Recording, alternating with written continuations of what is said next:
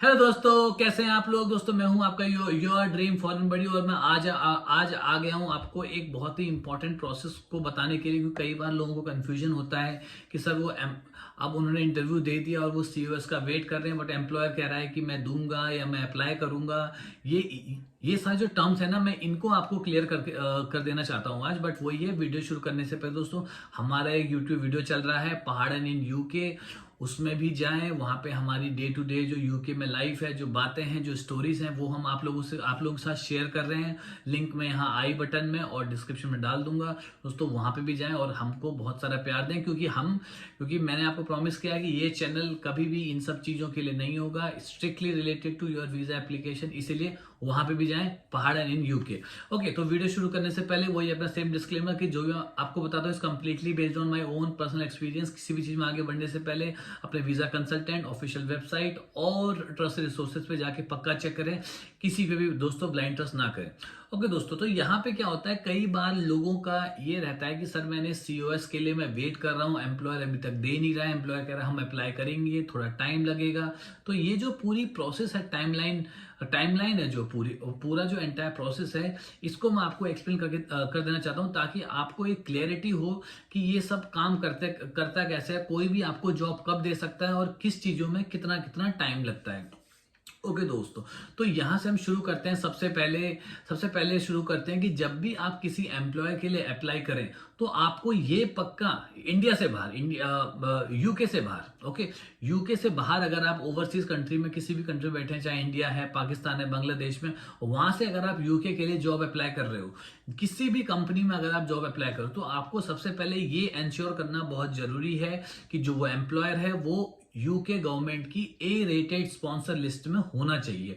Okay, क्योंकि A rated sponsor ही होते हैं जो आपको यूके से बाहर स्किल्ड वर्कर पे बुला सकते हैं। ओके, तो ये ए रेटेड की पूरी लिस्ट में लिंक डिस्क्रिप्शन में भी डाल दूंगा। वहां पे आप जाके चेक कर सकते हैं कि जिस एम्प्लॉयर के लिए आपने इंटरव्यू दिया है या एम्प्लॉयर आपने इंटरव्यू क्रैक किया है, वो यूके की ए रेटेड स्पॉन्सर में आता है कि नहीं आता है। तो सबसे पहली चीज आपको ये पक्का करनी है, क्योंकि कई बार आप इंटरव्यू दे देते हो, फिर आपको पता चलता है कि वो स्पॉन्सर है ही नहीं। ओके, फिर वो वेट करना पड़ता है और बिना अननेसेसरी का जो हैसल है उससे आप बच सकते हो। सबसे पहला काम आपको जॉब ढूंढते टाइम ये करना है कि किसी भी एम्प्लॉयर के लिए आप अप्लाई कर रहे हो, तो वो यूके की ए रेटेड स्पॉन्सर में होना चाहिए। कई बार आपको एम्प्लॉयर बोलते हैं कि सर हम आपको हायर करना चाहते हैं, बट अभी हम स्पॉन्सर नहीं है, तो हम अप्लाई करेंगे। ओके, तो ये भी एक बड़ा प्रोसेस है कि उनको ए रेटेड के लिए स्पॉन्सर बनने के लिए यूके गवर्नमेंट में अप्लाई करना पड़ता है। तो जब वो अप्लाई करेंगे तो इस प्रोसेस में 2 से 3 महीने का पूरा टाइम लगता है, जब वो actual finally A rated sponsor बनते हैं। ओके, तो ये पहला प्रोसेस है। ओके, तो अगर वो कह रहे हैं कि हम ए रेटेड स्पॉन्सर के लिए हमने अप्लाई किया है, तो उस प्रोसेस में आप मान के चलो कि 2 से 3 महीना उसमें लगता है। पहली चीज तो सर ये हो गई। दूसरी चीज है, अगर वो ए रेटेड स्पॉन्सर है, तब उसके पास दो ऑप्शन होते हैं। एक होता है अनडिफाइंड सीयूएस और एक होता है defined सीयूएस।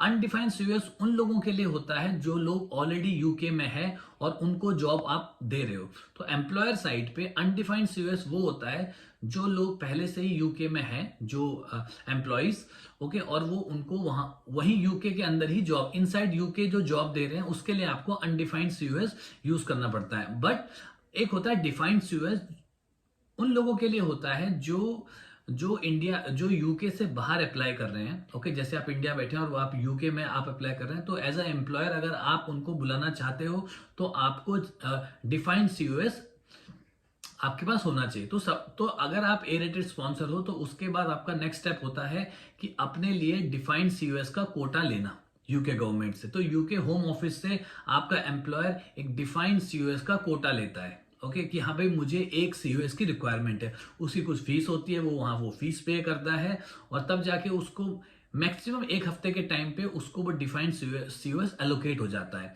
Once he got the defined CUS के बाद अब उसको नेक्स्ट काम करना होता है, आपको सीओएस एलोकेट करना, और एलोकेट तुरंत हो जाता है। एलोकेशन में कोई टाइम नहीं, जिसमें वो आपकी पूरी डिटेल्स डालेगा, आपका जॉब प्रोफाइल डालेगा, और आपकी सारी डिटेल्स को, जितना भी सैलरी है और जितनी भी चीजें हैं, उसको वो वहां पे आपके सीओएस में डालेगा, और सीओएस आपको एलोकेट हो जाएगा। और एक्चुअल में आपको फिजिकल और जो हार्ड कॉपी सीयूएस की कोई जरूरत नहीं होती। सीयूएस के साथ में आता है एक नंबर, और वो नंबर ही आपको मिलता है और उसी के बेस पे आपका सारा कुछ डिसाइड हो जाता है।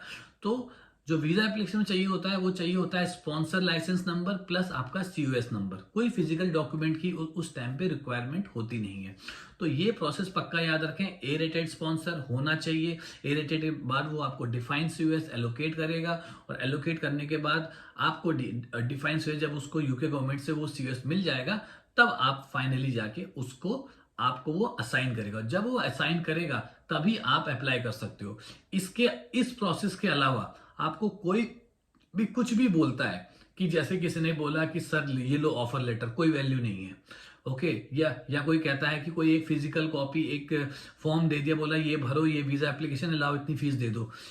इन सब किसी भी चीजों में ना पड़े, यही एक प्रोसेस है जो है। और इसी के साथ मैं आपको ये भी बताता हूं कि जो लोग ऑलरेडी यूके में हैं, जैसे अगर कोई इंडिया से बिलोंग करता है और वो पहले से ही यूके में है और यूके के अंदर जॉब ढूंढ रहा है, तो उस टाइम पे उसके लिए होता है अनडिफाइंड सीयूएस। तो वो उनको वहां से एलोकेट करना पड़ता है। बट ये दोनों प्रोसेस अलग अलग है। बट एज फार एज जो भी ओवरसीज जो लोग जॉब अप्लाई कर रहे हैं यूके के अंदर बट यूके से बाहर है, उनके लिए होता है अनडिफाइंड सीयूएस। उनको एम्प्लॉयर को उसका कोटा लेना पड़ता है, उसकी फीस पे करनी पड़ती है, और उसके बाद ही वो उसको एलोकेट होता है और तब जाके आपको मिलता है। तो अगर इस एंटायर प्रोसेस को बताएं तो 3 से 4 महीने का 2 से 3 महीने का टाइम है। अब अगर आप ए रेटेड स्पॉन्सर के लिए अप्लाई कर रहे हो, फिर आप कोटा ले रहे हो और तब आपको असाइन कर रहे हो। ओके, तो so this is very important. कोई कुछ भी बोले, वो कंपनी यूके की ए रेटेड स्पॉन्सर में होनी चाहिए। This is very important. तो दोस्तों, आशा करता हूँ ये वीडियो आपको काफी अच्छा लगा होगा, काफी इंपॉर्टेंट इंफॉर्मेटिव लगा होगा। और बाकी डू लाइक शेयर सब्सक्राइब करें और बेल आइकन को हिट करें नोटिफिकेशंस के लिए, ताकि मैं जैसे कभी भी लाइव चैट करता हूं या कुछ करता हूं, बेसिकली दोस्तों कोई आता नहीं है, तो ये भी हो सकता है कि कभी लाइव अगर आपको बात करनी हो तो वो हम कर सकते हैं।